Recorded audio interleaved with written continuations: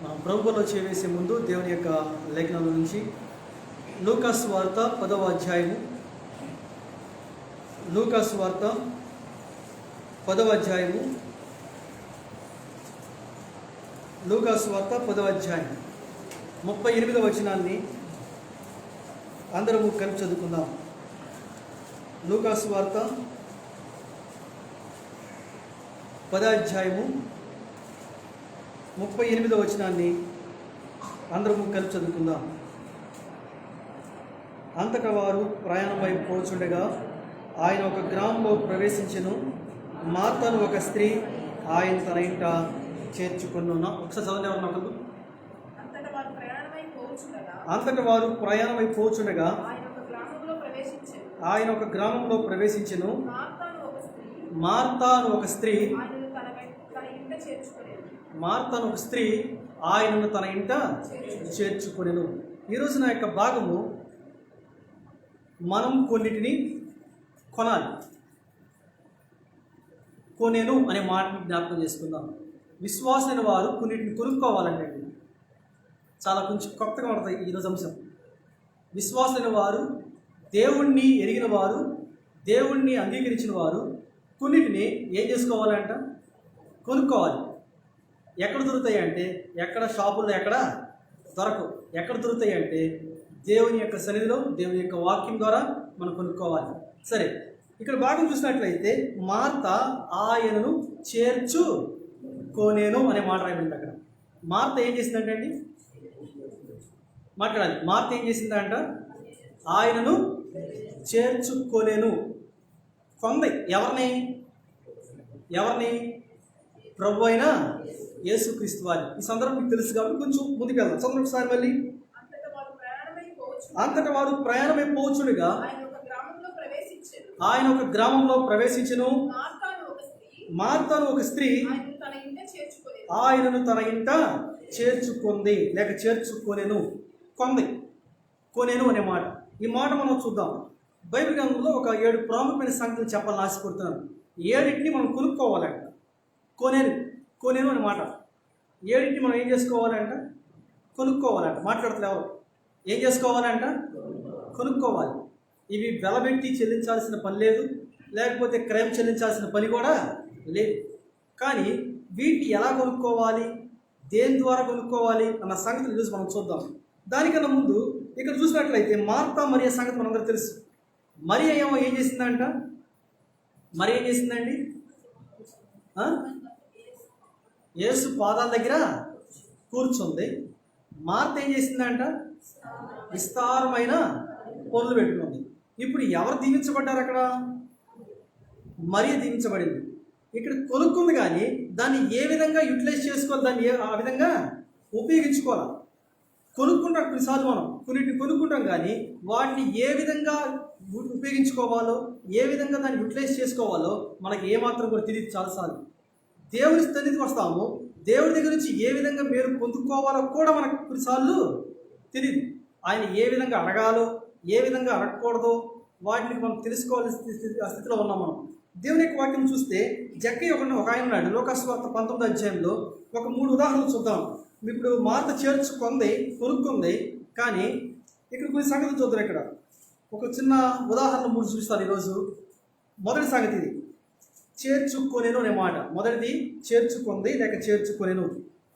లూకాసు వార్త 19వ అధ్యాయం 6వ వచనం.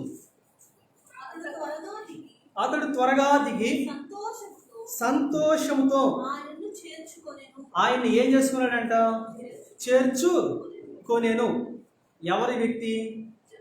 జక్కయ్య ఏం చేసుకున్నాడండి? చేర్చుకున్నాడు, లేక చేర్చుకొనెను. మార్త చేర్చుకుంది, కానీ దేవుని పాదాల దగ్గర మాత్రము లేదు. ఇక్కడ చూసినట్లయితే జక్కయ్య సంతోషంతో ఆయన ఏం చేసుకున్నాడంటే అండి, చేర్చుకొనెను అని మాట రాయబడింది. జక్కయ్య చూసినట్లు మనందరికి యొక్క చరిత్ర మనకు తెలుసు కాబట్టి కొంచెం ముందుకు వెళ్తున్నాను. ప్రభు యేసుక్రీస్తు వారు వస్తాడని తెలుసుకున్నాడు. పరిగెత్తుకుంటే చెట్టు ఎక్కడి మేడి చెట్టు, అక్కడ రాగాలని ప్రభు యేసుక్రీస్తు వారు చెట్టు దగ్గర ఆగి పైకి చూశాడు. పైకి చూడంగానే ఎవరు కనబడ్డారు? జక్కయ్య కనబడ్డాడు. జక్కయ్యని పిలిచాడు కిందకి. నేను నీ ఇంట్లో ఉన్నానన్నాడు. ఇప్పుడు ఇంట్లోకి వచ్చిన వ్యక్తిని ఇప్పుడు జక్కయ్య సంతోషంతో ఏం చేసుకున్నాడంట? చేర్చుకొనేను. రెండో వ్యక్తిని చూద్దాం. మత్తయి సువార్త 10వ అధ్యాయం. ఇది ఇప్పుడు చెప్పేయని మొదటి సంగతి. ఇదంతా చేర్చుకొనేను మొదటి సంగతి. మత్తయి సువార్త 10వ అధ్యాయం 40-41 వచనాల్లో ఇక్కడ ప్రవక్తను చేర్చుకుంది లుదియా అనే స్త్రీ. చదవండి. మిమ్మును చేర్చుకునివాడు నన్ను చేర్చుకొనును, నన్ను చేర్చుకునివాడు నన్ను పంపిన వారిని చేర్చుకొనును. ప్రవక్త అని ప్రవక్తను చేర్చుకునివాడు ప్రవక్త ఫలం పొందుకుంటాడు. నీతిమంతుడని నీతిమంతుని చేర్చుకునివాడు నీతిమంతుని ఫలం పొందుతాడు. మరియు శిష్యుడని ఎవడు ఈ చిన్నవాడిని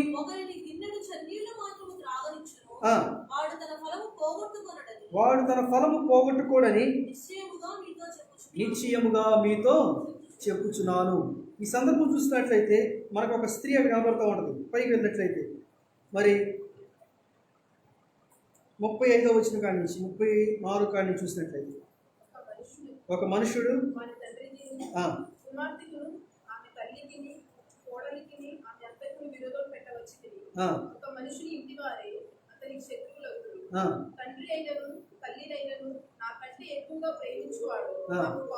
ఇక్కడ చూసినట్లయితే రెండోదిగా ప్రవక్తను చేర్చుకునేవాడు ప్రవక్త ఫలాన్ని పొందుకుంటాడు. మూడోదిగా చూద్దాం. శిష్యుడు చేర్చుకున్నాడు. యోహాను సువార్త 19వ అధ్యాయం 27వ వచనం. యోహాను సువార్త 19వ అధ్యాయం 27వ వచనం. తరువాత శిష్యులు చూచి ఇదిగో నీ తల్లి అని చెప్పాను. ఆ గడియ నుండి ఆ శిష్యుడు ఆమెను తన ఇంట ఏం చేసుకున్నాడంట? చేర్చుకొనెను. అదేవిధంగా రోమీయులకు రాసిన పత్రిక 14వ అధ్యాయం 3వ వచనం. తినువాడు తినని వాడిని తిరిగింపకూడదు, తిననివాడు ఏలయనగా దేవుడు అతన్ని ఏం చేసుకున్నాడంట? చేర్చుకొనెను. ఇప్పుడు మొదటి సంగతి చూసే మనము ఏం కొనుక్కోవాలంటే అండి? చేర్చుకొనెను. ఏం కొనుక్కోవాలంట? చేర్చుకోవాలి. ఎవరిని చేర్చుకోవాలంటే మనం మన గృహంలో, మన ఇంట్లో, మన శరీరంలో, మన యొక్క ఆత్మీయ జీవితంలో ఎవరిని చేర్చుకోవాలంట? ప్రభు అయిన యేసుక్రీస్తు వారిని మనం ఏం చేసుకోవాలంట? చేర్చుకోవాలి. మొదటిగా చేర్చుకొనెను. రెండోదిగా ఏం కొనుక్కోవాలి అంటే దేవుని యొక్క వాక్యం వస్తుంది. కీర్తనలు 103వ అధ్యాయము 3వ వచనం. కీర్తనలు 103వ అధ్యాయము 3వ వచనం. ఆయన నీ దోషములన్నింటినీ క్షమించువాడు. కుదుర్చుకొనెను. మనందరం ఏం చేసుకున్నామండి? మన దోషాలన్నింటినీ, మన సంఘటనలన్నింటినీ ఏం చేసుకున్నామంట? కుదుర్చుకున్నాం కదా. మొదటిగా ఏం చేసుకున్నాం? చేర్చుకున్నాము, లేదా చేర్చుకున్నాను. లేదా రెండోది చూసినట్లయితే ఏం చేసుకోవాలంట? నీ సంకటములను కుదుర్చుకునేను. మీరేం చేసుకోవాలంటే మన సంకటాలని దేవుని దగ్గర ఏం చేసుకోవాలంట? కుదుర్చుకోవాలి. ఏం చేసుకోవాలంటే అండి? మాట్లాడుతున్నారు ఎవరు? ఏం చేసుకోవాలంట? కుదుర్చుకోవాలి. దేవుని యొక్క వాక్యం వస్తుంది. కుదుర్చు కాలం వచ్చినప్పుడు దేవుడి సమస్తాన్ని ఏం చేస్తాడంట? కుదురుస్తాడు. అందుకని చెప్తే మీ సంకటములను కుదుర్చువాడు ఆయనే. మన సంకటములను కుదుర్చేవాడు ఆయనే. రెండోది మనం చూసినట్లయితే దేవుని యొక్క వాక్యం వస్తుంది. కుదుర్చుకోవాలంటే కొన్నిసార్లు మనం కుదుర్చుకుంటాం. బయట ఎక్కడికి వెళ్ళినప్పుడు, ఏదైనా పనులు చేస్తున్నప్పుడు మనం ఏం చేసుకుంటాము? కుదుర్చుకుంటాం కదా. కుదిరించుకొని వెళ్తాం. కానీ దేవుని సన్నిధికి వచ్చేవాడికి మనం ఏం చేసుకోమండి? కుదుర్చుకోము. ఏం చేసుకోవట్లేదంట? కుదుర్చుకోము. ఆయన చేర్చుకోవాలి. రెండోదిగా మనం ఏం చేసుకోవాలంట? కుదుర్చుకోవాలి. మనకన్నింటినీ మనం ఏం చేసుకుంటామంటే కుదుర్చుకొని వెళ్తాం. కానీ దేవుని దగ్గరికి వచ్చేపాటికి, దేవునికి సమయం ఇచ్చేపాటికి మనం ఏం చేసుకోలేకపోతున్నాం అంటే ఏం చేసుకోవట్లేదంట? కుదుర్చుకోవట్లేదు. ఎక్కడ కుదురుతుందండి? మాకు అన్నీ పనులేనండి, అన్నీ సమస్యలేనండి, అన్నీ ఒత్తిళ్ళేనండి. ఎక్కడ కుదురుతుందండి? ఒక చెప్పిందండి, అయ్యా మా కోసం ప్రార్థన చేయమంటే మొత్తానికి దేవుని ప్రార్థన చేశారు. ప్రార్థన చేస్తే సమస్యలన్నీ పరిష్కారం అయిపోయినాయి. దేవుడి సమస్యలన్నీ తీర్చేసాడు. ఏమో ప్రార్థన రావట్లేదంటే అని అడిగితే ఎక్కడ కుదురుతుందండి? కుదరనప్పుడు ఏమైంది? కుదరనప్పుడు కుదుర్చుకుంది. దేవుని సన్నిధికి రావడం కోసం, దేవుని దగ్గరికి ప్రయాసపడటం కోసము ఏం చేసుకుంది? కుదుర్చుకుంది. కానీ అన్నీ కుదిరిపోయిన తర్వాత ఇప్పుడు ఏం చేస్తుంది? ఎక్కడ కుదురుతుందండి? ఆ పిల్లలు చూసుకోవాలి, మనవలు చూసుకోవాలి, మనవరాలు చూసుకోవాలి, ఆ పనులు ఈ పనులు అని చెప్పేసి మనం దేవుని సన్నిధికి రావడానికి ఏం చేస్తాం తెలుసా? కుదుర్చుకోవట్లేదు. ఆలోచన ఒకసారి మనం పరిశీలన చేసుకోండి. ఒకసారి శుక్రవారం ఉపవాస ప్రార్థన గుర్తుంచుకోండి. ఒకసారి శుక్రవారం కూడా ఉపవాస ప్రార్థన మనం కుదుర్చుకొని వస్తున్నామా, కుదరకుండా వస్తున్నామా? ఆలోచన ఒకసారి. ఎక్కడ కుదురుతుందండి? మీరేం పొద్దున్నే 7:30 పెడుతున్నారు, ఎక్కడ కుదురుతుంది? బయటికి ఏదైనా ఊరు వెళ్ళాలి, 6ంటికి వెళ్ళాలి, 6ంటికి ఫస్ట్ బస్ ఉంది, ఏం చేస్తాం? మాట్లాడాలి, ఏం చేస్తామండి? కుదురుతుందా, కుదరట్లేదా? కుదరదా? అసలు కుదరదండి మాకు. ఆ బస్సు కాకపోతే రెండో బస్సుకి వెళ్తాం అంటారా? అంటామండి? మాట్లాడతారు ఎవరు అసలు? అంటామా? అనం. ఎందుకు? దాన్ని మనం ఏం చేసుకున్నాము? కుదుర్చుకున్నాం. గుర్తుంచుకోండి ఒక మాట, కొత్త నిబంధనలో ఒక మాట ఉంటుంది, మీకు కుదరని రోగం కుదురుస్తాడంట దేవుడు. అది నేను చెప్పదలుచుకోవాలి ఆ రిఫరెన్స్ కూడా. మనకు కుదరని రోగం కూడా దేవుడు ఏం చేస్తాడు తెలుసా? ఆయనే కుదిర్చి పెడతాడండి. కాబట్టి ఆ స్థితికి వెళ్ళకముందే నేను దేవుని సన్నిధికి రావడం కోసము మనం ఏం చేసుకోవాలంట? కుదుర్చుకోవాలి, మన సమయాన్ని కేటాయించుకోవాలి. మొదటిగా చేర్చుకొనను, రెండోదిగా ఏం చేసిందంట? కుదుర్చుకోవాలి. మన సంకటాన్ని కుదిర్చాడు ఆయన. ఇప్పుడు మనం ఏం చేసుకోవాలంటే దేవునికి సమయాన్ని ఏం చేసుకోవాలంట? కుదుర్చుకోవాలి. రెండోదిగా కుదుర్చుకోలేను. రెండోది ఏం కొనుక్కోవాలంటే మనము కుదుర్చుకోవాలి. ఇక మూడో సంగతి చూద్దాం, కొంచెం జాగ్రత్తగా చూడండి. మూడోదిగా ఏమి కొనుక్కోవాలి మనము? మూడోది అంటే మత్తయి సువార్త 21వ అధ్యాయం, మత్తయి సువార్త 21వ అధ్యాయం 29వ వచనం. మత్తయి సువార్త 21వ అధ్యాయము 29వ వచనం. మూడోదిగా ఏమి కొనుక్కోవాలి మనము మనకి ఆత్మీయ జీవితంలో అంటే అక్కడ రాయబడింది. మత్తయి సువార్త 21వ అధ్యాయము 29వ వచనం. వాడు పోను అని ఉత్తరం ఇచ్చిన కానీ పిమ్మట మనసు మార్చుకోనేను. మూడోదిగా మన మనసును మార్చుకోవాలి, లేక మనసును మార్చుకోనేను. ఏం కొనుక్కోవాలంటే మనం మూడోదిగా ఏం కొనుక్కోవాలంట? మనసుని ఏం చేసుకోవాలంటే అండి? మార్చుకోవాలి. మన మనసును ఏం చేసుకోవాలంట? మొదటిగా చేర్చుకొనేను, రెండోదిగా కుదుర్చుకొనేను, మూడోది ఏంటిదంట? మార్చుకొనేను. ఏం చేసుకోవాలంట? ఒకప్పుడు అలా ఉన్నాము, కానీ ఇక నుంచి అలా ఉన్నాం. మార్చుకోవాలి. మనం ఏం చేసుకోవాలంటే మనము మార్చుకోవాలి. ఇక్కడ చూసినట్లయితే ఇక్కడ ఒక సందర్భం మనకు కనబడుతుంది. ఇప్పుడు పైకి వెళ్దాం ఒకసారి. ఎవరో వ్యక్తి ఏమన్నాడు చూద్దాం ఒకసారి. పైకి వెళ్దాం. 26వ వచనం కాడి నుంచి. మనుషుల వల్లని చెప్పితిమా, జనులకు భయపడుచున్నాము, అందరూ యోహానును ప్రవక్తని ఎంచున్నారని తమలో తాము ఆలోచించుకొని మాకు తెలియదని యేసునకు ఉత్తరం ఇచ్చిరి.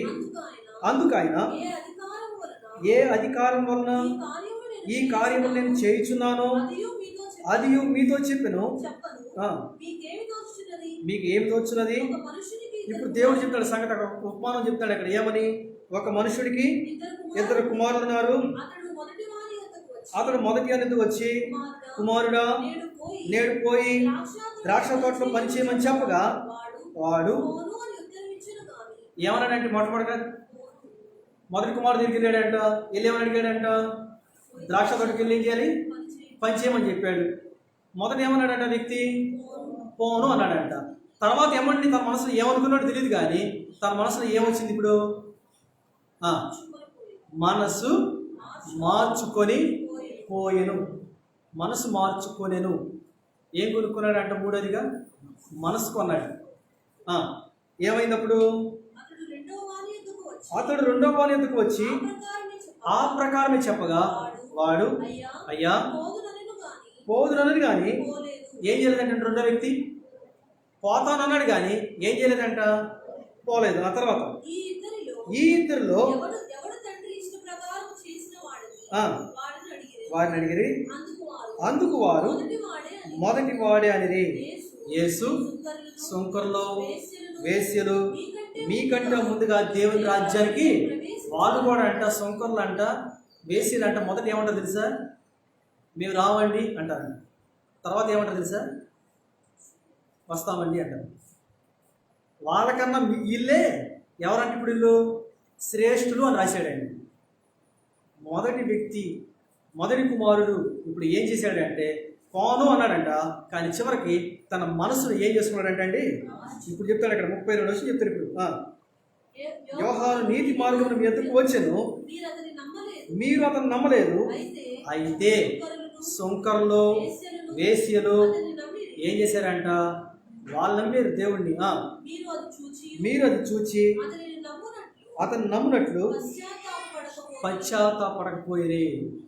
మూడోదిగా దేవుని యొక్క వాక్యం వస్తుంది. ఏమి కొనాలంట? మూడోదిగా మనసు మార్చుకొనాలి. మొదటిగా ఏం చేసుకోవాలంట? చేర్చుకొనాలి. రెండోది ఏం చేయాలంట? కుదుర్చుకోవాలి. మూడోది ఏం చేసుకోవాలంట? మనసు మార్చుకోవాలి. ఎలా మనసు మార్చుకోవాలి? చాలామంది ఎలా ఉంటారంటే, ఇప్పుడేంటి వెళ్తానండి మళ్ళీ అంటారు చాలామంది. వాళ్ళ మనసు ఏమన్నా మారిపోయింది. చూడండి ఒకసారి ఇర్మియా గ్రంథంలో ఉంటుంది మాట. ఇర్మియా గ్రంథం ఏమేమి మార్చుకోవాలి, మన మనసును ఎలా మార్చుకోవాలి, ఏ విధంగా మార్చుకోవాలి, ఏ విధంగా కొన్ని సంగతులు చూద్దాం. ఇర్మియా గ్రంథము 2వ అధ్యాయం 11వ వచనం. కొన్ని సంగతులు చూద్దాం. ఒక 4-5 సంగతులు ఉన్నాయి ఎలా మార్చుకోవాలి. ఇర్మియా గ్రంథము 2వ అధ్యాయము 11వ వచనం. దైవత్వం లేని తమ దేవతలను ఏ జనమైనను ఎప్పుడైనా మార్చుకుందా అండి? అయినను నా ప్రజలు ప్రయోజనం లేని దానికై తమ మహిమను ఏం చేసుకున్నారంట? మార్చుకున్నారంట అండి. మనుషులంట ఏదైతే ప్రయోజనం లేదో దానికోసం ఏం చేస్తారు తెలుసా? వాళ్ళ మనసును ఏం చేసుకున్నారంట? మార్చుకున్నారంట. కొన్నిసార్లు మనకి ఆత్మీయ జీవితంలో కూడా అది ప్రయోజనం ఉండదు, దానివల్ల ఉపయోగం ఉండదు. అయినా దానివల్ల మనం ఏం చేసుకుంటారంట? వాళ్ళ మనసును ఏం చేసుకున్నారంట? మార్చుకుంటారు. తర్వాత ఆదికాండం 35వ అధ్యాయము 2వ వచనం. ఆదికాండము 35వ అధ్యాయం 35:2. యాకోబు తన ఇంటి వారితోను తన యొద్దనున్న వారందరితోనూ మీ యొద్దనున్న అన్య దేవతలను పారవేసి మిమ్మల్ని మీరు ఏం చేసుకోవాలంటే శుచిపరుచుకొని మీ వస్త్రములను ఏం చేసుకోవాలంట? మార్చుకుని మనం లేచి ఎక్కడికి వెళ్ళాలంట? బేతేలుకు వెళ్దాం. చాలు.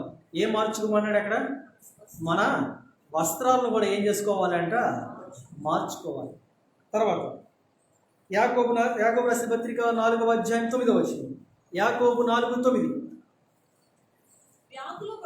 వ్యాకులపడి దుఃఖపడుడి, ఏడువుడి, నీ నవ్వు దుఃఖమునకును నీ ఆనందము చింతకును ఏం చేసుకోవాలంటే మనము మార్చుకోవాలంటే. ఏం మార్చుకోవాలంటే అండి? మన నవ్వుని కొన్నిసార్లు ఏం చేసుకోవాలంట? దుఃఖానికి మార్చుకోవాలంట. మన ఆనందం కొన్నిసార్లు ఏం చేసుకోవాలంట? చింతకు కూడా మార్చుకోవాలంట. అందరూ ప్రతిరోజు సంతోషంగా ఉండరండి. అందరూ ప్రతిరోజు సంతోషంగా ఉంటారండి? ఉండరు. ఈరోజు నవ్వితే రేపు పొద్దున ఏం చేయాలి? ఖచ్చితంగా ఏం చేయాలంట? బాధపడాల్సింది. రేపు పొద్దున బాధపడితే ఎల్లుండి ఏమైందంట? సంతోషిస్తామంట. మన ఏడుపు ఏమైందంట? దుఃఖము ఆనందమైందంట. చింతకు కూడా మార్చుకోవాలంట. సరే, ఇప్పుడు చెప్తాడు ఇక్కడ మార్చుకున్నాము. కానీ దేవుడు అంట నిన్ను నన్ను ఏం చేశాడు తెలుసా? తన పోలికగా మార్చేసుకున్నాడంట. తన పోలికగా ఏం చేసుకున్నాడు తెలుసా? మార్చుకోలేను అని రాశాడు అక్కడ. చూద్దాం. 2వ కొరింథీ 3వ అధ్యాయం 18వ వచనం. ఇప్పుడు మనం ఏదైతే మార్చుకోవాలో చూసుకున్నాం. ఇప్పుడు దేవుడు మనల్ని ఎలా మార్చుకున్నాడు చూడండి ఇక్కడ. 2వ కొరింథీ 3వ అధ్యాయము 18వ వచనం. మనమందరమును ముసుగులేని ముఖముతో ప్రభు యొక్క మహిమకు నుండి అధిక మహిమను మహిమ నుండి అధిక మహిమనకు పొందొచ్చు.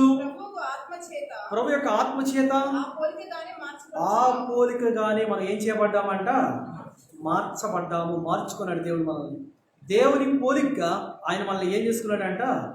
మార్చుకొనెను. ఆయన కూడా మనల్ని కొనుక్కున్నాడు కదా. కొత్త నిబంధనలో రాయబడింది, విలువ పెట్టి మనల్ని ఆయన ఏం చేసుకున్నాడంట? కొన్నాడు అని రాశాడు. కొనెను. ఆయనే మనల్ని కొనుక్కున్నప్పుడు మనం కూడా కొనుక్కోవాలి. ఏం కొనుక్కోవాలి అంటే, మొదటిగా చూసాము ఆయన చేర్చుకున్నాము. రెండోది ఏం కొనుక్కోవాలంట? కుదుర్చుకున్నాము. మూడోది ఏం కొనుక్కోవాలంట? మార్చుకున్నాము. ఆయనే మనల్ని మార్చుకున్నప్పుడు మనం కూడా కొన్నిటిని ఏం చేసుకోవాలంట?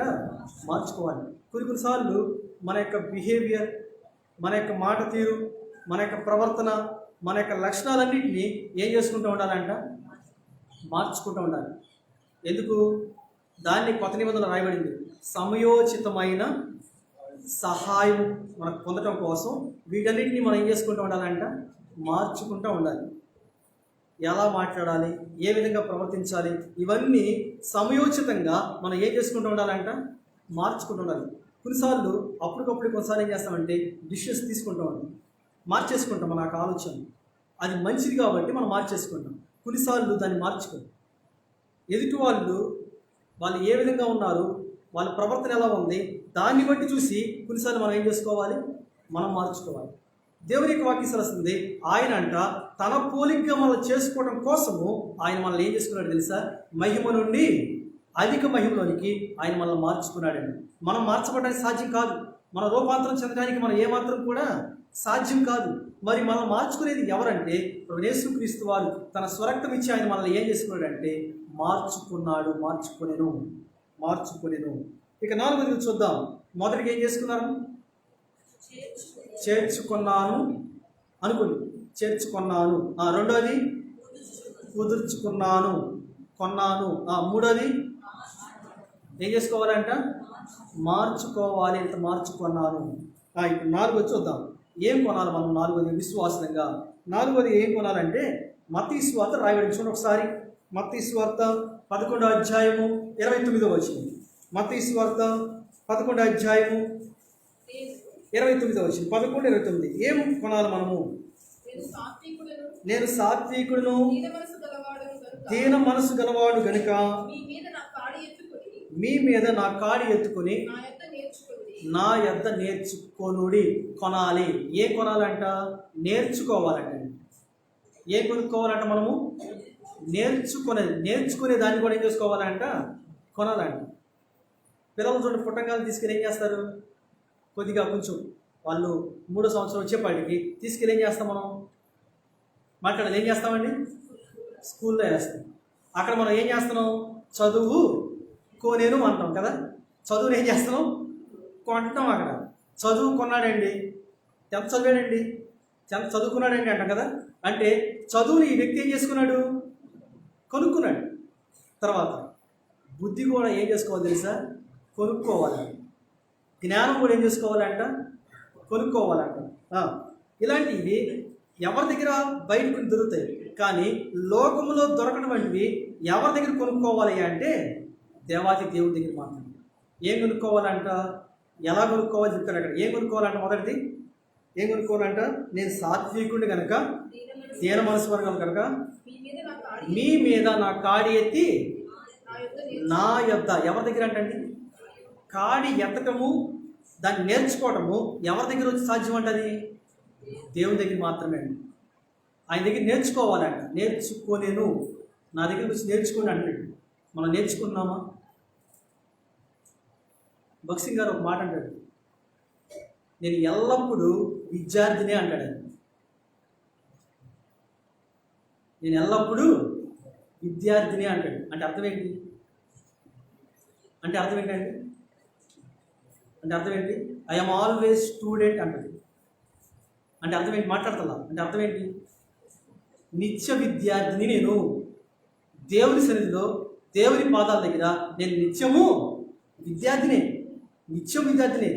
ఆయన జ్ఞానం మామూలు జ్ఞానం కాదు, కానీ ఆయన చెప్పే మాట ఏంటి సార్? నేను నిత్య విద్యార్థిని దేవుని సన్నిధిలో. మరి మనం కొంచెం తెలిస్తే ఏమనుకుంటుంది సార్? నాకన్నా జ్ఞానం కలిగినవాడు, నాకన్నా తెలివి కలిగిన వాళ్ళు ఎవరు లేరు నేనే చెప్తున్నాను. మనం దేవుని పాదాల దగ్గరికి వచ్చి ఏం చేసుకోవాలంటే అండి, నేర్చుకోవాలి. ఏం నేర్చుకోవాలి? కాడి ఎలా మోయాలో నేర్చుకోవాలంటే, కాడి ఎలా మోయాలో నేర్చుకోవాలి. దేవుని యొక్క వాక్యం వస్తుంది. యెషయా గ్రంథం 1:17 ఏం నేర్చుకోవాలో చెప్తారు చూడండి ఒకసారి. యెషయా గ్రంథము 1:17 ఏ కోణాలు చెప్తాడు చూడండి. అక్కడ ఎలా నేర్చుకోవాలో చెప్తాడు. అక్కడ కీడు చేయుట మానుడి, మేలు చేయ ఏం చేసుకోవాలంట? నేర్చుకోవాలండి. ఏం నేర్చుకోవాలి? మనం మేలు చేయడం నేర్చుకోవాలంట. ఇతరులకి కీడు చేయడం మానేసేసి మేలు చేయడం ఏం చేసుకోవాలంట? నేర్చుకోవాలంట. కానీ మనకు ఆత్మీయ జీవితంలో మనం ఎలాంటి స్థితిలో ఉన్నామా అంటే నేర్చుకోవట్లా. కాడి మోసేవారికి అక్కడ లక్షణం ఏంటంటే మేలు చేసేది. ఇప్పుడు పశువు చూడండి, దాని మీద పెద్ద కాడి పెడతారు. నా మీద పెడతారని చెప్పేసి దాన్ని వదిలేసి వెళ్ళిపోయిందండి? లేదు. అదేం చేసి తెలుసా? మనకు మేలు చేయడం కోసము దాని మీద దాన్ని కాడి వేయించుకుంటుంది. మనకు మేలు చేయడం కోసము ఆ పశువు ఏం చేసింది? దాని మీద ఏం వేసుకుంటుంది? కాడి వేసుకుంటుంది. ఇతరులకి మేలు చేయాలి అనుకున్నప్పుడు మన మీద ఖచ్చితంగా బరువు ఉండాల్సింది. మన మీద ఖచ్చితంగా ఏముండాలండి? బరువు ఉండాలి. అందుకని బరువు బాయిస్తులు ఎప్పుడు పెడతారు తెలుసా? వీడు చేయగలడు అనుకున్నప్పుడు ఆ వ్యక్తి మీద ఏం పెడతారు తెలుసా? దూడ తీసుకెళ్ళిపోయి అది కాడేస్తారండి. మాట్లాడుతున్నా. దూడ తీసుకెళ్ళిపోయి కాడేస్తారా? ఎయ్యరు. ఎందుకు? అది మొయ్యలేదు కాదు. అది కొంచెం పెద్దదైన తర్వాత మనకు తెలుస్తూ ఉంటుంది అది మొయ్యగలదా లేదని. అప్పుడు ఏం చేస్తారు తెలుసా? దాని మీద ఏం చేస్తారు? కాడేస్తారు. దేవుని దగ్గర కూడా మనం ఏం చేసుకోవాలి తెలుసా? నేర్చుకుంటూ ఉండాలంట. ఆయన కాడి ఎలాంటిదో చెప్తాడు అక్కడ మత్తయి సువార్తలో. నా కాడి సులువును తేలిక అని రాసి చదువుతున్న మాట ఒకసారి 29 నా కాడి ఎలాంటిది అంట? సులువుగాను, నా భారం ఎలా ఉందంట? తేలిగ్గా ఉంది. ఇప్పుడు రండి 17 మరొకసారి. కీడు చేయటం మానుడి, మేలు చేయ ఏం చేసుకోవాలంట? నేర్చుకోవాలి. మేలు చేయటం ఏం చేసుకోవాలంట అండి? నేర్చుకోవాలి. తర్వాత కొలస్సీలు రాసిన పత్రిక 2:7 అపోస్తలుడైన పౌలు కొలస్సీలు రాసిన పత్రిక 2:7 కావున మీరు ప్రభువైన యేసుక్రీస్తును అంగీకరించిన విధమున ఆయన యందు వేరు పారిన వారై ఇంటి వలె కట్టబడుచు మీరు ఏదైతే నేర్చుకున్నారో దాని ప్రకారముగా విశ్వాసమందు ఏం చేయబడాలంటే అండి? నేర్చుకున్న వాళ్ళు స్థిరపరచబడాలంట. ఏదైతే దేవుని దగ్గర నేర్చుకున్నామో, దేవుని సన్నిధిలో దేవుని యొక్క దాసుని వారి దగ్గర నేర్చుకున్నామో దానిలో మనం ఏం చేసుకోవాలంట? అండి? స్థిరపరచబడాలి. కానీ మనం నేర్చుకున్నది ఏం చేస్తుంది తెలుసా? దాన్ని వ్యర్థంగా ఉపయోగిస్తున్నాం. దాన్ని వ్యర్థంగా మనం ఏం చేస్తున్నాం? ఉపయోగిస్తున్నాం. ఏదైతే దేవుని సన్నిధిలో నేర్చుకున్నామో కొన్నిసార్లు చూడండి, దేవుని యొక్క వాక్యం నేర్చుకున్న తర్వాత చాలామంది దాన్ని పెడార్థంగా ఉపయోగిస్తూ ఉంటారు. దేవుని యొక్క వాక్యాన్ని ఏం చేస్తారు? పెడార్థంగా వేరే దానికి మనం ఉపయోగిస్తూ ఉంటాం. ఏదైతే నేర్చుకున్నామో దాన్ని ఏం చేసుకోవాలంట? స్థిరపరచబడేందుకు ఉపయోగించుకోవాలంట. ఆయనకి ఏం చేసుకోవాలంట? కృతజ్ఞతాస్తుతులు చెల్లించుటయందు విస్తరించుటయందును ఆయన యందు ఏం చేసుకోవాలంట? నేర్చుకోవాలి. ఇప్పుడు మనం నేర్చుకున్నాం కాబట్టి మూడోదిగా ఇంకేం నేర్చుకోవాలి చూద్దాం ఒకసారి. ఇర్మియా 9:20 ఇర్మియా గ్రంథం 9:20 మూడోదిగా ఏం నేర్చుకోవాలి చెప్తాడు అక్కడ.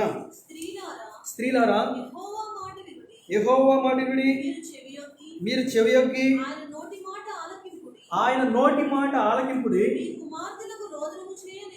మీ కుమార్తెలకు రోదనము చేయ ఏం చేసుకోవాలంట?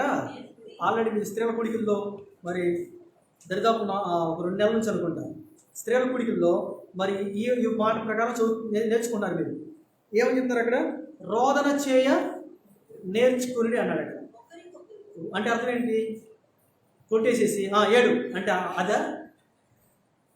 4 దెబ్బలేసేసి 7 ఇదే రోదన చేయటం అంటే అదేనంటే అర్థం కాదు. రోదన చేయటం ఏం చేసుకోవాలంట? నేర్చుకోవాలంట. కొత్త నిబంధనలో మాట ఉండదు. ఒక వ్యక్తి చచ్చిపోతానంట ఏడుతానికి అక్కడ కొంతమంది కుదుర్చుకుని వచ్చారంట. ఏడుతానికి కూడా కొంతమంది ఏం చేస్తారంట, కుదుర్చుకుంటారంట. ఎందుకు? వీళ్ళు ఏడవలేక, వీళ్ళు ఏం చేయలేక, ఏడవలేక వాళ్ళకి పేమెంట్ ఇస్తారనమాట. గంట ఏడిస్తే ఇంత, 2 గంటలు ఏడిస్తే ఇంత. వీళ్ళంతా అఫీషియల్గా వస్తారు. మరి ఏడవరు వీళ్ళు. ఏం చేస్తారు వాళ్ళు వచ్చి? మొదలెట్టిన మనకల్ని ఏం చేస్తారు? అయ్యో అని మొదలెడతారు. ఇంక వీళ్ళు ఆపండి అమ్మ అంటారు. మళ్ళీ ఏం చేస్తారు వీళ్ళు? ఆపేస్తారు. పేమెంట్ ఇచ్చి వెళ్ళిపోతారు. ఇదండి రోదన అంటే. కాదు, హృదయంలో నుంచి వచ్చేది, హృదయం నుంచి వచ్చే బాధ, హృదయం నుంచి వచ్చే వేదన, ఇవి రోదనకు వస్తాయి. హన్న ఏడిచింది. ఎవరో ఏడమంటే ఏడిచిందండి? మాట్లాడండి. హన్న ఎవరో ఏడమంటే ఏడిచిందా? కాదు, తన హృదయంలో ఏముంది? బాధ, వేదన ఉంది. నాకు కుమారుని ఇస్తే నీకు ఇస్తా, వేదన ఉంది. దేవుడు ప్రార్థన ఆలకించాడు. దేవుడు ఏం చేశాడు అంటే మొర చెవికి కుమారుని ఇచ్చాడు. నేర్చుకోవాలంట. ఏం నేర్చుకోవాలంట? రోదన చేయటం నేర్చుకోవాలి. ఇప్పుడు మొదటిగా ఏం చూసాము? ఏం చేసుకోవాలంటే, ఏం కొనుక్కోవాలంట? చేర్చుకున్నాము, చేర్చుకోవాలి లేదా చేర్చుకున్నాము కొనుడి. రెండోది కుదుర్చుకోవాలి లేదా కుదుర్చుకోవాలి. తర్వాత మూడోది మార్చుకొనుడి, మార్చుకోవాలి మన జీవితాన్ని. నాలుగోదిగా నేర్చుకోవాలి లేదా నేర్చుకొనుడి. మనం ఏం చేసుకోవాలంటే దేవుని సన్నిధిలో కొన్ని సంవత్సరాల నుంచి వస్తున్నాం. ఏం నేర్చుకుంటున్నాం? మనం ఏం నేర్చుకుంటున్నామని దేవుని సన్నిధికి వస్తున్నాం. ఏం నేర్చుకుంటున్నాం? ఆయన సన్నిధికి వచ్చి ఆయన సన్నిధిలో మనం ఏ విధంగా ఉండాలో నేర్చుకుంటున్నాం. ఎలా ఉంటున్నాం మనము?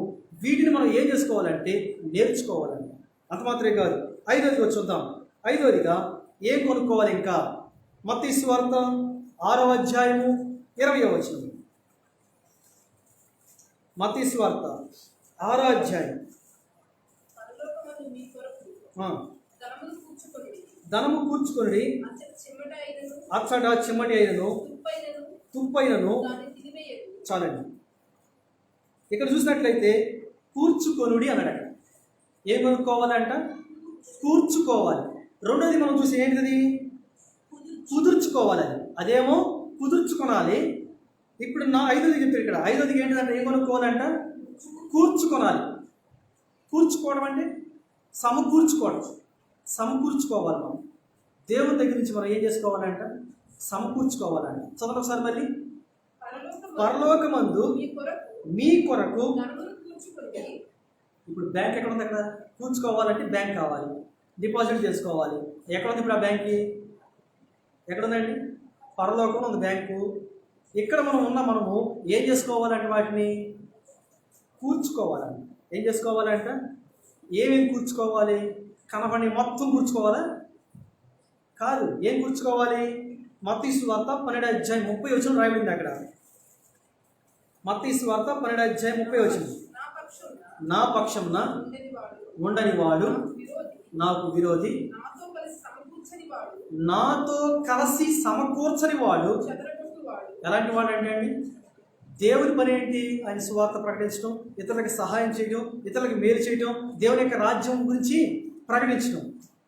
ఏ వ్యక్తి అయితే దేవుని యొక్క వాక్యం గురించి ప్రకటిస్తాడో ఆ వ్యక్తి దేవుని అంగీకరించిన తర్వాత, ఆ వ్యక్తి విశ్వాసం అయిన తర్వాత ఇప్పుడు ఖాతాలోకి వస్తాడు, దేవునిలోకి వస్తాడు. ఇప్పుడు వాళ్ళందరూ ఎక్కడికి వెళ్తారు తెలుసా? మన ద్వారా మనం కూర్చుకుంటున్నాం. మనం ఏం చేసుకుంటున్నామండి? కూర్చుకుంటున్నాం. అంత మాత్రమే కాదు. లూకాసు వార్త 12వ అధ్యాయం 17వ వచనం కూడా. లూకాసు వార్త 12వ అధ్యాయము 17వ వచనం. అప్పుడు అతడు నా పంట సమకూర్చుకొనుటకు. ఆల్రెడీ ఫుల్ అయిపోయింది అనమాట. ఇంకా ఏమి లేదంట, స్థలం లేదు అక్కడ. నాకు స్థలము చాలదు కనుక నేనేమి చేతునని ఆలోచించుకొని ఇలా చేద్దాం అనుకున్నాడు. ఏమని? నా కొట్లు ఇప్పేసి వాటికంటే గొప్పవి. ఇప్పుడు ఏం సమకూర్చుకున్నాడు లేదా ఏం కూర్చుకున్నాడండి? ఈ వ్యక్తి ఏం కూర్చుకున్నాడు? ధాన్యము, ఆస్తులు ఏం చేసుకున్నాడంట? సమకూర్చుకున్నాడు. అక్కడ మనం చూసే మత్తయి సువార్త 12:30 వచనంలో దేవుని గురించి నేను సిద్ధపాటు గురించి సమకూర్చుకున్నాడు. కానీ మనకి ఆత్మీయ జీవితంలో దేన్ని సమకూర్చుకుంటున్నాం లేక దేన్ని కూర్చుకుంటున్నాం? మనము దేన్ని కూర్చుకోవాలి? మనము దేవుని యొక్క రాజ్యం కొరకు మనం కూర్చుకోవాలని. తర్వాత చూద్దాం మరొకసారి. మనం అక్కడికి వెళ్ళిపోయిన ఒకసారి లోకాసు వార్త 10వ అధ్యాయం 38వ వచనం. లోకాసు వార్త 10వ అధ్యాయం 38వ వచనంలో ఇప్పుడు అక్కడ కనబడిన స్త్రీ ఇప్పుడు ఏం చేసుకుందయ్యా అంటే దేవుడిని ఏం చేసుకుందంట, తన ఎంట చేర్చుకుందు. ఏం చేసుకుందంట, దేవుడు తన ఇంట తన చేర్చుకోవడం మంచిదే, కానీ ఎక్కడ ఏం చేస్తుంది, ఏం చేస్తుంది, విస్తారమైన పనులు పెట్టుకుందండి. చేర్చుకుంది బాగానే, కానీ అసలైన వ్యక్తిని విడిచిపెట్టేసేసి ఏం చేస్తారంట, విస్తారమైన పనులు పెట్టుకుంది. చాలాసార్లు మనం కూడా దేవునికి వస్తాం, దేవుని సందులో ఉంటాం, ఏం చేస్తాం తెలుసా, ఆయన చేర్చుకుంటాం, కానీ మిగిలినవన్నీ ఏం చేసుకుంటాం తెలుసా, అన్నింటినీ నెత్తిమే పెట్టేసుకుంటాం. అందుకే దేవుని యొక్క వాక్యం వస్తుంది, కూర్చుకోవాలి దేవుని సందులో. మనము దేవుని కొరకు మనం ఏం చేసుకోవాలంటే ఆయన కొరకు మనం కూర్చుకోవాలి. అనేక మంది దేవుని యొక్క సువార్తను, దేవుని యొక్క వాక్యం ప్రకటించిన తర్వాత వారిని మన దేవుని సన్ని తీసుకొచ్చి వారిని కూర్చుకోవాలి. ఇక ఆరోగ్యంగా చూద్దాం. ఆరోగ్యంగా ఒకటి మనం చెప్పుకుంటూ వెళ్తే చాలా సందర్భాలు ఉన్నాయి. ఆరోగ్యంగా హెబ్రీ రాసిన పత్రిక, అపోస్తలుడైన పౌలు హెబ్రీలకు రాసిన పత్రిక 10వ అధ్యాయం 36వ వచనం. ఏం కొనుక్కోవాలి అంటే ఆరోగ్యంగా అక్కడ చెప్తాడు. అక్కడ హెబ్రీ 10:36 ఏం కొనుక్కోవాలి, మీరు దేవుని చిత్తం నెరవేర్చిన వారై వాగ్దానం పొందు నిమిత్తము మీకు ఓరిమి అవసరమైనది, కాలము కొంచెంగా ఉంది, వచ్చున్నవాడు ఆలస్యం చేయక తొందరగా వస్తాడు. నా ఎదుట నీతిమంతుడైన వాడు విశ్వాస మూలముగా జీవించును గాని అతడు వెనుక తీసిన ఎడల చాలు. ఆరోగ్యంగా చూసినట్లయితే మీకు ఓరిమి అవసరం ఉన్నది, ఓర్చుకునే తత్వం కావాలంట. ఏం కొనుక్కోవాలంట, ఓర్చుకుని. ఏం కొనుక్కోవాలంటే అండి, ఓర్చుకునాలండి. అస్సలు కుదరని పని కదండి. అస్సలు మనకి ఏంటంటే కుదిరితే మనకు అసలు ఇది మాట్లాడతలా, కుదిరితే ఇది ఓర్చుకోవడం అస్సలు కుదరనది. కానీ దేవుడు ఏం చేసి చెప్తాడు తెలుసా, ఓర్చుకోవాలి, ఓర్చుకునుడి. ఎందుకంటే నేనే ఓర్చుకున్నా, నా పిల్లలకు పిల్లబడి మీరు ఏం చేసుకోవాలి, ఓర్చుకోవాలి. వాస్తవానికి దేవుడికి వచ్చినంత శ్రమలు లోకంలో మనకి రాల, యోగుకు వచ్చినంత శ్రమలు లోకంలో మనకి రాల. అయినా మనం ఏం చేస్తాం తెలుసా, వచ్చే వాటిని ఏం చేసుకోలేకపోతున్నాం, ఓర్చుకోలేకపోతున్నాం. వచ్చే వాటిని ఏం చేసుకోలేకపోతున్నాం అంట, ఓర్చుకోలేకపోతున్నాం. ఆయన అంటాడు అక్కడ, ఆయన ముఖం మీద మూసేది. ఏం చేశాడు ఆయన, ఏం చేశాడు ఆయన, మాట్లాడతలా. ఏం చేశాడు ఆయన, ఓర్చుకున్నాడు. ముఖం మీద గుద్దేది, చిత్రహింసలు చేసేది, ఓర్చుకున్నాడు, ఓర్చుకోలేదు. చాలామంది ఏమంటారంటే అవిశ్వాసులు, దేవుడిని ఎరగని వాళ్ళు, ఆయన దేవుడు కాబట్టి ఓర్చుకున్నాడండి అంటారు. ఆయన దేవుడు కాబట్టి ఓర్చుకున్నాడండి అంటారు. దేవుడే, కానీ ఎలా వచ్చాడు ఆయన భూమి మీదకి, మనిషి కుమారుడికి వచ్చాడు. మనిషి కుమారుడికి వచ్చాడు కాబట్టి నీకు ఎంత దెబ్బ తగిలిందో ఆయనకి అంతే దెబ్బ తగిలింది. మనం ఏ విధంగా ఏడుస్తామో ఆయన కూడా అలాగే. ఎందుకంటే 100% మానవుడిగా, 100% దేవుడిగా ఆయన భూలోకంలో జీవించాడు. ఆయన ఓర్చుకున్నాడు. ఆయన దేవుని యొక్క వాక్యం వస్తుంది, ఏ విషయాలు మనం ఓర్చుకోవాలి. యాకోబు రాసిన పత్రిక ఒక 4 సంగతులు లేక 5 సంగతులు చూద్దాం. 1వ అధ్యాయం 2వ వచనం. మన సహోదరులారా, నా సహోదరులారా, మీ విశ్వాసమునకు కలుగు పరీక్ష ఏం పుట్టించిందంట, ఎలా ఓర్చుకోవాలంట, దేనికోసం ఓర్చుకోవాలంట, విశ్వాసానికి ఏమొచ్చిందంట అండి, పరీక్ష వచ్చిందంట. విశ్వాసానికి ఏమొచ్చిందంట, పరీక్ష వచ్చింది. విశ్వాసానికి ఏమొచ్చిందంట, అబ్రహాంకి దేవుడు పరీక్ష పెట్టాడు. ఏంటి, ఎంత విశ్వాసం ఉందో చూద్దామని. అందుకని అబ్రహాం దేవుడు ఏమో తెలుసా, విశ్వాసులకు తండ్రి అని పెట్టాడు పేరు కదా, అవునా కదా. అబ్రహాం, యోబుకి దేవుడు శ్రమలు పెట్టాడు. యోబు ఓర్చుకున్నాడా, ఓర్చుకోలేదా, ఓర్చుకున్నాడు. ఇప్పుడు దేవుడు యోబుని ఏం చేశాడు, విశ్వాసులకు సాదృశ్యంగా చూపిస్తున్నాడు. దీని గురించి కొత్త నిబంధనలో అపోస్తల కార్యాల్లో పేతురు కూడా చెప్తాడు. యోబు వంటి సహనము, యోబు వంటి ఓర్పు మనలో ఏమాత్రము లేదని చెప్తాడు. అపోస్తలుల కార్యాల్లో ఉంటుంది ఆ మాట. పేతురు లేచి నిలబడి అక్కడ సమాజానికి చెప్తాడనమాట. సమాజానికి చెప్తున్న సందర్భంలో ఉంటుంది ఆ మాట ఆ అపోస్తలుల కార్యాల్లో. అక్కడ ప్రజలు చెప్తాడు. ఆ ప్రజలందరూ ఏమనుకుంటారంటే ఆ పేతురు గురించి అక్కడ గురించి సందర్భం వస్తూ ఉండదు. అప్పుడు పేతురు చెప్తాడు అక్కడ, యోబు లాంటి సహనము, యోబు లాంటి ఓర్పు మీలో ఎవరికి. ఇప్పుడు వాళ్ళు ఏం చేశారంటే విశ్వాస విషయంలో ఏం పొందుకున్నారంటే అండి, పరీక్షకు ఓర్చుకున్నారండి. స్టెఫన్ని రాళ్ళతో పెట్టి కొట్టినప్పుడు అపోస్తలుడైన పౌలు అక్కడ నుంచొని ఏం చేస్తాడంట, చూస్తూ ఉన్నాడండి కదండి. ఇప్పుడు స్టెఫను ఓర్చుకున్నాడా, ఓర్చుకోలేదా? ఓర్చుకోలేదా? ఓర్చుకున్నాడు. క్షమించమని కోరాడండి. అంటే విశ్వాసంలో పరీక్ష వచ్చినప్పుడు ఆటోమేటిక్ ఖచ్చితంగా మనం ఏం చేసుకోవాలి తెలుసా, ఓర్చుకోవాలి. కొన్నిసార్లు కుటుంబంలో కావచ్చు, ఆత్మీయ జీవితంలో కావచ్చు, వచ్చే శోధనలు కావచ్చు, వాటన్నిటి నుంచి మనం ఏం చేసుకోవాలంటే ఓర్చుకోవాలి. అందుకని అక్కడ రాయబడిన మాట యాకోబు 1:2 అంటాడు. ఇక్కడ ఏమంటే సార్ ఒకసారి, నా సహోదరులారా మీ విశ్వాసానికి ఏం కలిగిందంట, పరీక్ష వచ్చింది. ఖచ్చితంగా మనకు కలిగింది పరీక్ష. ప్రతి వ్యక్తికి విశ్వాసంలో ఎలా ఉన్నాడు, ఏ విధంగా ఉన్నాడని చెప్పి ఆ పరీక్ష వస్తేనే మనలో ఎంత విశ్వాసం ఉందో బయటపడుతుంది. స్కూల్లో కానీ కాలేజీలో కానీ ఎందుకు పరీక్ష పెడతారంటే వాడు ఎంత చదువుకున్నాడో, ఎంత నేర్చుకున్నాడో, ఏ విధంగా వాడు ఆ యొక్క చెప్పింది అర్థం చేసుకున్నాడో తెలియటం కోసం పరీక్ష పెడతారు. నెలకు ఒకసారి, 3 నెలలకు ఒకసారి. ఆ పరీక్షలో పాస్ అయితేనే వాళ్ళని ఏం చేస్తారు, వేరే క్లాస్కి ప్రమోట్ చేస్తారు. విశ్వాసంలో కూడా అపవాదైన సాతాను మనకు కూడా ఏం చేస్తూ ఉంటాడంటే పరీక్ష పెడతానే ఉంటాడు. ఆ పరీక్షలో కనుక మనం ఓర్చుకొని నిలబడగలిగితే ఆశీర్వాదానికి మెట్లు ఎక్కుతూ ఉంటాం. ఇక్కడ ఇదే మాట రాశాడు, మీ విశ్వాసమునకు కలుగు పరీక్ష ఏం పుట్టించిద్దంట, ఓర్పు పుట్టించిద్దంట. అందుకని ఒక మాట రాయింది అపోస్తలుడైన పౌలు అంటాడు, మీకు ఇప్పుడు కాలంలో ఓర్మి అవసరమైనది అని రాశాడు. ఇంకేమండి, ఇంకా మీరు నానా విధములైన శోధనలో పడినప్పుడు ఏం చేసుకోవాలంట, పొరపాటు కూడా రాదు మనకి. ఏం చేసుకోవాలంట, వచ్చే శోధనలో మనం ఏమనుకోవాలంట, మహా ఆనందం అనుకోవాలంట. కొంచెం శోధన వస్తేనే ఆనందం ఉంటుందా, బాధ ఉంటుందా, సంతోషం ఉంటుందా చెప్పండి ఒకసారి.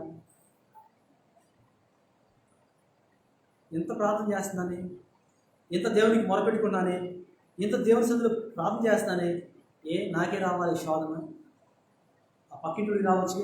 అడుగు అసలు టెన్షన్ లేకుండా తిరుగుతున్నారు, వాళ్ళు చూడు ఎదుటివాళ్ళు బాధ లేకుండా ఉన్నారు, వాళ్ళకి రావచ్చుగా, వాళ్ళ ప్రార్థనకి వెళ్తలేదుగా, వాళ్ళ దేవుని దగ్గరికి రావట్లేదుగా, వాళ్ళకి రావచ్చుగా అని చెప్పి ఎప్పుడు మనం ఏం చేస్తాం తెలుసా, పక్కన వాళ్ళని చూస్తాం కానీ మనకు మనం ఏం చేసుకోమంట చూసుకో. శోధన వచ్చినప్పుడు ఏం చేసుకోవాలంట, ఓర్మి. తర్వాత ప్రసంగి 10:4 ప్రసంగి 10:4 చెప్తాడు అక్కడ, ఎలా ఓర్చుకోవాలో చెప్తాడు అక్కడ, ఎలా ఓర్చుకోనాలో ఆయన ఏ విధంగా మనం కొనుక్కోవాలి చెప్తాడు అక్కడ. ప్రసంగి 10:4 ఏలువాడు నీ మీద కోపపడిన ఎడల నీ ఉద్యోగం నుండి నీవు ఏం చేయకూడదంటే అండి, తొలగిపోకూడదంటే అండి. ఓర్పు గొప్ప ద్రోహ కార్యము జరగకుండా చేసిద్ది. మన పైన ఉన్న అధికారులు మనం చేసే ఉద్యోగం చోట కానీ, లేకపోతే మన యొక్క సంఘంలో దేవుని సేవకులైన వారు కానీ మన మీద కోపపడినప్పుడు మనం ఏం చేయకూడదు తెలుసా, దాని నుంచి ఏం చేయకూడదంట, పక్కకు తొలగిపోకూడదా. ఈ ఉద్యోగం కాబట్టి ఇంకో ఉద్యోగం, ఈ మందిరం కాబట్టి ఇంకో మందిరం. ఎప్పుడు మమ్మల్ని తిడతాడు పాస్టర్ గారు, ఎప్పుడు మమ్మల్ని తిడతాడు ఆ యొక్క యజమానుడు, లేకపోతే ఆఫీసరు ఎప్పుడు మమ్మల్ని తిడతాడు. మిమ్మల్ని తిట్టకపోతే ఇంకెవరు తిడతారండి. ఎప్పుడైతే మనం పక్కకు తొలగిపోతామో ఎక్కడికి వెళ్ళిన అంతే, ఇంకా అంతే కదా. అక్కడ ఏం రాయబడింది అక్కడ, చదువు సార్ మళ్ళీ 4 అంటాడు అక్కడ. ప్రసంగి 10:4 అంటాడు అక్కడ, ఏలువాడు నీ మీద కోపపడితే కనుక మన ఉద్యోగంలో ఏం చేయకూడదంట, మనం తొలగిపోకూడదు. ఆ ఉద్యోగంలో నమ్మకంగా చేస్తే ఇంకా అంచెలంచెలకు దేవుడు మళ్ళీ ఏం చేస్తాడంటే అభివృద్ధి చెందుతాడు. ఒకసారి ఒక శోధన వచ్చింది, ఎవరో ఏదన్నారని చెప్పేసి ఆ ఉద్యోగం మనం చేసే ప్రతి పని దాని నుంచి మనం ఏం చేయకూడదంట, తొలగిపోకూడదంట. అది ఏ పనైనా కావచ్చు, ఎక్కడైనా కావచ్చు. ఎవరో ఏదన్నారు, ఎవరో నా మీద నిందలేశారు, ఎవరో నన్ను తిట్టారని చెప్పేసి, ఎవరో నా మీద ఏలుబెట్టి చూపించారని చెప్పేసి ఆ చేసే పని, చేసే ఉద్యోగం ఏదైనా కావచ్చు, దాని నుంచి మనం ఏం చేయకూడదంట, తొలగిపోకూడదంట. తొలగిపోతే ఏమైందంట, ఓర్పు అంట. ఓర్చుకుంటేనంట గొప్ప ద్రోహ కార్యమును జరగకుండా చేసిందండి. గొప్ప ద్రోహ కార్యం చేయకుండా జరిగింది. ఒక్కసారి మనం ఓర్చుకుంటే, మీరు అనొచ్చు, ఎన్నిసార్లు ఓర్చుకుంటామండి మనం? ఎన్నిసార్లు ఓర్చుకోవాలి మేము? వాడన్ని మాట్లాడినాడు, ఎన్నిసార్లు ఓర్చుకోవాలి నేను? నాకు రోజు ఉంది నేను అంటాను. అంతేగా మనం అనేది. వాడికన్నా నేను 2 క్లాసులు ఎక్కువ చదివా, నేను ఎందుకు ఓర్చుకోవాలి? ఉప్పు కారం తింటున్నామండి, ఎందుకు ఓర్చుకోవాలి నేను? మనం ఏం చేస్తామంటే ఓర్చుకోలేని స్థితిలో ఉంటాం. కానీ దేవుడు ఉంటుంది సార్, నీవు నేనంటే ఓర్చుకుంటే గొప్ప ద్రోహ కార్యం జరగకుండా జరుగుతుంది. మన ఓర్మి అవసరమైనది, అందుకని ఓర్చుకోవాలంట. తర్వాత చూడండి, రోమేలు రాసిన పత్రిక 5వ అధ్యాయం 3వ వచనం చెప్తాడు అక్కడ. మూడోదిగా ఎలా ఓర్చుకోవాలి చెప్తాడు అక్కడ. ఓర్చుకుంటే ఏమొచ్చి చెప్తాడు అక్కడ చూడండి ఒకసారి. రోమా 5:3. అంతేకాదు శ్రమ అంట ఓర్పుని, ఓర్పు అంట పరీక్షను, పరీక్ష నిరీక్షను కలుగు చేయనని ఎరిగి శ్రమల యందు ఏం చేసుకోవాలంటే అండి, నాకు రోగం వచ్చింది తెలుసా అని చెప్పి సంతోషపడాలంట. ఏం చేసుకోవాలంట, మొన్న ఒక ఆయన సెంటర్లో కనబడి నాకు 3 రాళ్ళు వచ్చినాయండి అన్నాడు. నీదేం పోయింది, నాకు ఒకటి వచ్చింది అన్న. నీదేం పోయింది, నాకు కూడా ఒకటి వేసుకుని వెనకాలన్న. అంటే వచ్చే వాటిల్లో మనం ఏం చేసుకోవాలంట, వచ్చే శోధనలో మనం ఏం చేసుకోవాలంట, వచ్చే బాధలు ఏం చేసుకోవాలంటే మనము అతిశయపడాలంట. వచ్చే వాటి విషయంలో మనం ఏం చేసుకోవాలంటే అండి, అతిశయపడాలంట. ఎందుకు? ఎప్పుడైతే మనం అతిశయపడతామో అది ఏం చేసి తెలుసా, సిగ్గుపరచడం. ఆ వచ్చే శ్రమ కావచ్చు, ఆ వచ్చే బలహీనత కావచ్చు, అది ఏం చేయబడి తెలుసా, సిగ్గుపరచబడుతుంది. అంత మాత్రమే కాదు, రోమా 3:25. రోమా ఏంటంట, పూర్వము చేయబడిన పాపములను దేవుడు తన ఓర్మి చేత ఏం చేశాడంట, ఉపేక్షించున్నాడు కనుక ఆయన తన నీతిని ఏం చేసుకున్నాడంట, దేవుడే ఓర్చుకున్నాడంట మనం చేసిన పాపాలన్నీ. ఇంకా మనం ఓర్చుకోకపోతే ఎక్కడండి, దేవుడు ఏం చేశాడంటే ఓర్చుకున్నాడండి. ఆయన ఓర్చుకున్నాడు. మనం చేసిన వాటన్నిటిని బట్టి ఆయన ఏం చేసుకున్నాడంట, ఓర్చుకున్నాడండి. హెబ్రీ 6వ అధ్యాయం 15వ వచనంలో మరొక మాట చెప్తాడు అక్కడ. ఏ విధంగా మనం ఓర్చుకోవాలో చెప్తాడు అక్కడ. హెబ్రీ 6:15. ఆ మాట నమ్మి అతడు ఓర్పుతో సహించి ఆ వాగ్దాన ఫలమును పొందెను. ఎవరా వ్యక్తి? పై వచనం చెప్తాడు అక్కడ. దేవుడు. అదే ఎవరన్న వ్యక్తి? అబ్రహాం ఏం చేసుకున్నాడంట, వాగ్దానాన్ని దేవుడు వాగ్దానం చేసిన దాన్ని ఏం చేసుకున్నాడంట, నమ్మి ఓర్పుతో ఏం చేసుకున్నాడంట, సహించాడంట. ఏమైనా వాగ్దానం చేశాడు దేవుడు? ఏం చేశాడంట, తనకంటే ఏ గొప్పవాని తోడు అని ప్రమాణం చేయను.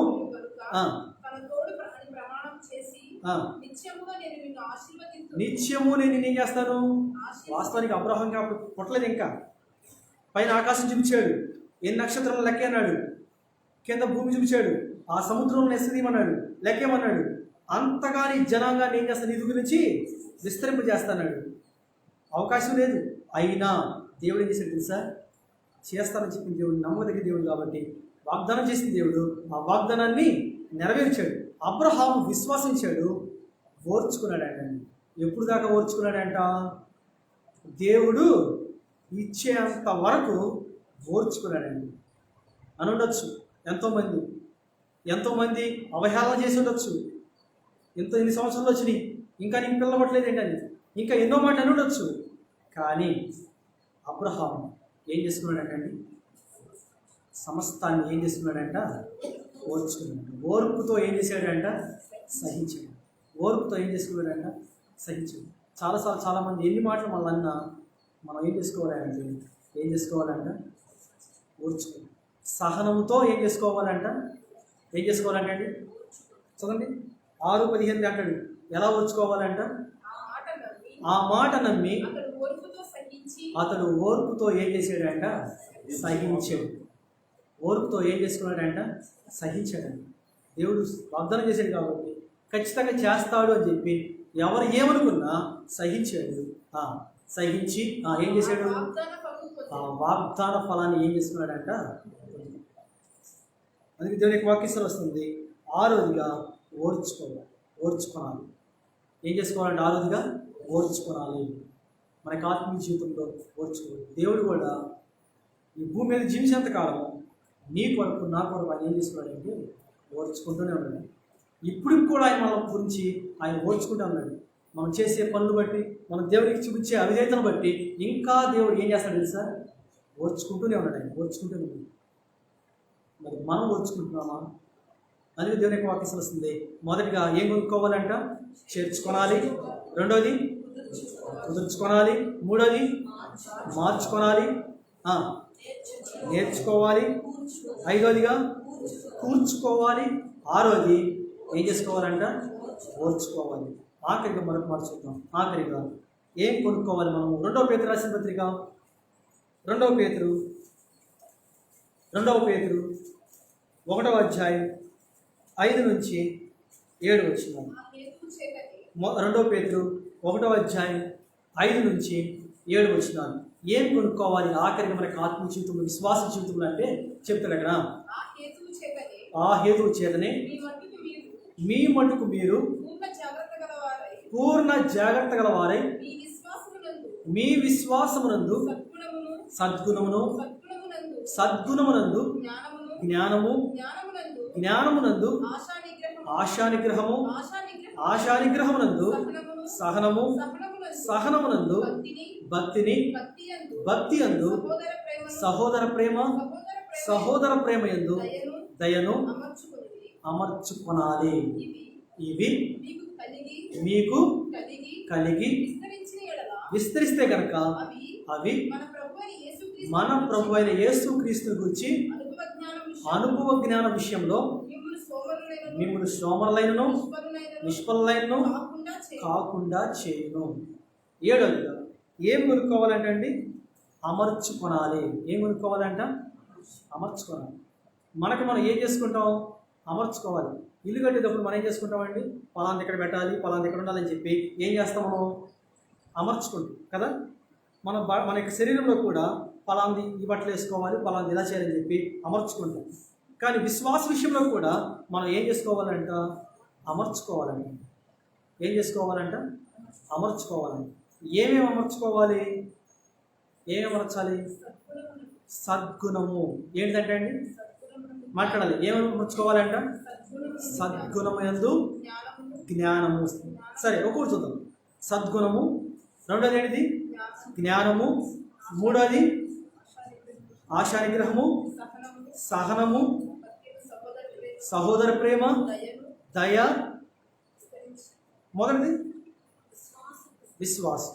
మొత్తం 8 వచ్చి మొత్తానికి కాదు. అవునా? మరొకసారి అదే విశ్వాసమునందు సద్గుణము. విశ్వాసము, సద్గుణము, జ్ఞానము, ఆశానిగ్రహము, సహనము, భక్తి, సహోదర ప్రేమ, దయ, అమర్చం. 8 వచ్చి మొత్తానికి. వీటిని మనం ఎప్పుడైతే అమర్చుకుంటామో అప్పుడు కింద చెప్తాడు అక్కడ వీటి యందు ఏమైందంట? అమర్చుకున్నప్పుడు ఏమైందంటే అండి? ఇవి మీకు కలిగి విస్తరించినప్పుడు అవి మన ప్రభు అయిన యేసుక్రీస్తునందు ఏమవుతాయంట? అనుభవ జ్ఞాన విషయంలో మన సోమరులైన నిష్ఫలైన చేయకుండా ఉంటాయంట. సరే, ఇంకా ఎలా అమర్చుకోవాలో మత్తయి సువార్త 12వ అధ్యాయం చెప్తాడు అక్కడ. ఎలా అమర్చుకోవాలో చూడండి ఒకసారి. మత్తయి సువార్త 12వ అధ్యాయం 44 వచ్చింది. ఏం అమర్చుకోవాలంటే అక్కడ చెప్తారు చూడండి ఒకసారి. పరలోక రాజ్యము పొలంలో దాచబడిన ధనము పోలి ఉన్నది. ఒక మనుషుడు దాన్ని కనుగొని దాచిపెట్టి అది దొరికిన ఆ, కలిగిన తండ్రియు అమ్మి మత్తయి 12:44. విశ్రాంతి మత్తయి 12:44. విశ్రాంతి విశ్రాంతి దొరకనందున దొరకనందున నేను వదిలి వచ్చిన నా ఇంటికి తిరిగి వెళ్ళదుననుకొని వచ్చి అనుకుని వచ్చి ఆ ఇంట ఎవరినూ లేక ఆ ఇంట ఎవరినూ లేక అది ఊడ్చి అది ఊడ్చి అమర్చి అమర్చి ఉంట చూచి వెళ్ళి తనకంటే చెడ్డవైన వెళ్ళని ఏం చేస్తుందంట, తనకంటే చెడ్డవైన మరి 7 దెయ్యాలు ఏం చేసుకొస్తుందంట, తీసుకొచ్చి దానికి ఆ ఇంట్లో టెస్ట్ చేసి కూర్చోండి. ఆ ఇల్లు ఎలా ఉందంటే అండి, ఇవేమి లేవు, ఇవేమి అమర్చబడలేదు కాబట్టి ఇల్లు అంతా ఏముంది, ఖాళీగా ఉంది. ఆ ఇంట్లో ఏం లేవు, విశ్వాసం లేదు, ఏం లేదండి, ఇంకేం లేదంట, సద్గుణం లేదు, ఇంకేం లేదు. మనం చూసే ఇప్పుడు ఇందాకే 5, 6, 7 వచనాల్లో విశ్వాసం లేదు ఆ ఇంట్లో, సద్గుణం లేదు, భయం లేదు, చదవండి, జ్ఞానం లేదు, ఆశా నిగ్రహం లేదు, సహనం లేదు, భక్తి లేదు, సహోదర ప్రేమ లేదు, దయ లేదు. ఇవన్నీ లేవు కాబట్టి ఇల్లు ఇప్పుడు ఎలా ఉంది, ఖాళీగా ఉంది. ఇల్లు ఖాళీగా ఉండటం వలన ఏమీ లేకుండా అమర్చబట్టి ఉండడం చూసి అదే చెడదంటండి, దానికన్నా తనకంటే చెడు అంట. ఇది మంచిది ఉండదు, మొత్తానికి ఈ దయ్యం ఎలాంటిదంట, మంచిది ఉండదు. దీనికన్నా చెడ్డమైన మరి 7 దెయ్యాలు ఏం చేసుకొచ్చిందంట, గంట పెట్టుకు వచ్చి ఆ ఇల్లు అమర్చబడి ఉండడం చూసి ఆ ఇంట్లోకి వచ్చి ఏం చేస్తాయంట, కాపురం ఉంటుంది. ఆ ఇంట్లో కాపురం ఉంది. ఇప్పుడు మన ఇంట్లో కాపురం ఉన్నాయి కాబట్టి మనం ఇతరులను చూడగానే వారి ఏళ్ళ మనకి ఏం కలగట్లేదంటే దయ కలగట్లేదు. మన ఇంట్లో అది టెస్ట్ చేసి కూర్చున్నాయి కాబట్టి ఇతరుల ఏళ్ళ మనకు సహోదర ప్రేమ కలగట్లేదు. మన ఇంట్లో అది టెస్ట్ చేసి కూర్చుంది కాబట్టి మనలో ఏం దొరకట్లేదంట, సద్గుణము, జ్ఞానం ఉంటుందా, ఆశానిగ్రహం ఉంటుందా, సహనం ఉంటుంది. ఇవన్నీ ఎందుకు ఉండట్లేదంటే ఆ ఇల్లు ఏం చేయబడిందంట, అమర్చబడి ఉంటుంది చూస్తుంది. సరే, ఏమేమి అమర్చుకోవాలో 3 సంగతులు చెప్పి నేను ముగిస్తాను. ఇప్పుడు దేవుడు ఏమేమి అమర్చుకోవాలో చెప్పాడు, అమర్చబడకుండా ఉంటే సాతాను ఎలా అమర్చుతారో చూసాము. ఇప్పుడు దేవుని యొక్క వాక్యం చూస్తే 3టిని మనం అమర్చుకోవాలంట. విశ్వాసంగా మనము 3టిని అమర్చుకోవాలంట. మొదటిది వాక్యాన్ని అమర్చుకోవాలంట. మొదటిది వాక్యాన్ని ఏం చేసుకోవాలంట, అమర్చుకోవాలి. మన జీవితంలో మన ఈ యొక్క ఇంట్లో వాక్యాన్ని అమర్చుకుంటే అపవాదిని సాతాను మన దగ్గరికి ఏం చేయడంట, రాడు. ఖాళీ ఉండదుగా, ఖాళీ ఉండకపోతే ఏం చేస్తాడు సాతాను, లోపలికి వస్తాడా, రాడు. ఇప్పుడు వాక్యాన్ని ఏం చేసుకోవాలంటే అమర్చుకోవాలి. రెండవది ద్వితీయోపదేశకాండం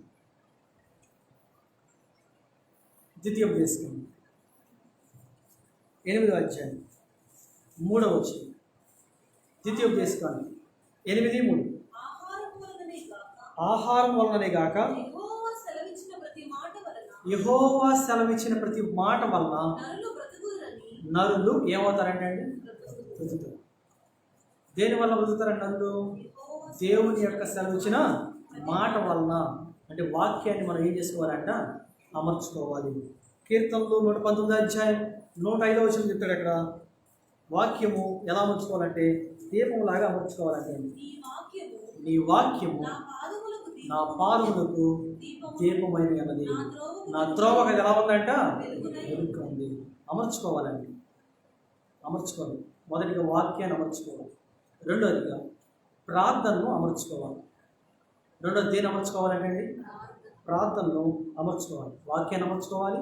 రెండోదిగా ప్రార్థన అమర్చుకోవాలి. ప్రార్థన గురించి మనం అనేక సార్లు చెప్తాం. మత్తయి సువార్తలో రాయబడింది. తర్వాత అపోస్తలుడైన పౌలు కొలస్సీ సంఘానికి రాస్తూ ఒక మాట రాస్తాడు. మనం ఎలా అడగాలో చెప్తాడు. అక్కడ ఒక మాట చూసి మనం ముందుకు వెళ్దాం. చూడండి ఒకసారి.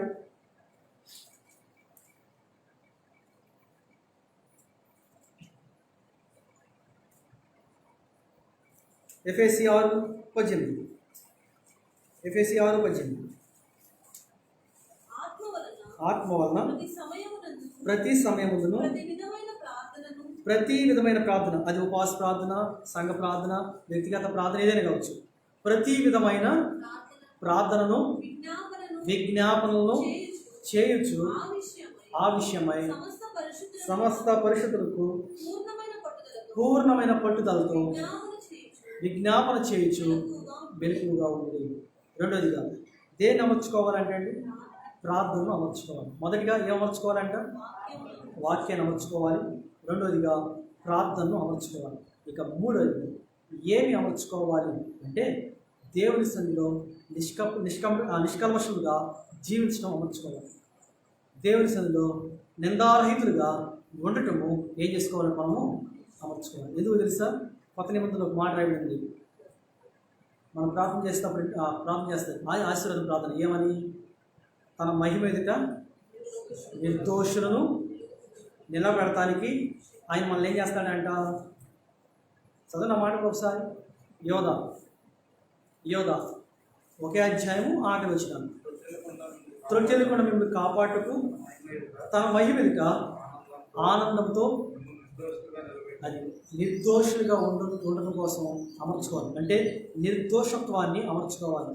మనలో ఎటువంటి దోషం అనేది లేకుండా నిర్దోషత్వాన్ని అమర్చుకోవాలండి. నిర్దోషులుగా నిలబెట్టుటకు శక్తి గల మన రక్షకుడైన అద్వితీయ దేవుడును మన ప్రభు అయిన యేసుక్రీస్తు ద్వారా మహిమయు మహాత్యమును ఆధిపత్యమును అధికారమును యుగములకు పూర్వం ఇప్పుడును సర్వైదము కలుగునుగాక. ఆమేన్. ఎప్పుడైతే మనం వీటిని అమర్చుకుంటామో, ఇంకా అపోస్తలుడు పౌలు ఇంకా సంగతి చెప్తాడు అక్కడ. ఏది, రక్షణకు, మన చేతులకు, మన పాదాలకు ఏమేమి అమర్చుకోవాలో చెప్పాడు అక్కడ. మరొక సంగతి అపోస్తలుడు పౌలు డాలు, విల్లు, జోళ్ళు ఇవన్నింటిని ఏం చేసుకోవాలంట, అమర్చుకోవాలని చెప్పాడు అక్కడ. ఇవన్నీ మీకు తెలుసు కాబట్టి నేను కొంచెం ముందుకు వెళ్తాను. ఎప్పుడైతే మనం వీటిని అమర్చుకుని దేవుని రాకడ కొరకు మనం సిద్ధపడతామో, ఏదైతే మనం కొనుక్కున్నామో ఆ కొనుక్కున్నవి ఆయన రాకడ కొరకు ఉపయోగపడతాయి అన్నమాట. ఏవైతే మనం కొనుక్కున్నామో ఆయన రాకడ కొరకు ఇవన్నీ ఉపయోగపడతాయి. మొదటికి ఏం కొనుక్కోవాలంట, మొదటికి ఏం కొనుక్కోవాలంట, చేర్చుకోండి. రెండోది ఏం కొనుక్కోవాలంట, కుదుర్చుకునేది కొనుక్కోవాలి. మూడోది మార్చుకోవాలి. నాలుగోది నేర్చుకోవాలి. ఐదోది కూర్చుకోవాలి. ఆరోది ఓర్చుకోవాలి. ఏడోది అమర్చుకోవాలి. ఎప్పుడైతే ఈ 7 లక్షణాలు మన జీవితంలో ఉంటాయో దేవుని యొక్క వాక్యం వస్తుంది.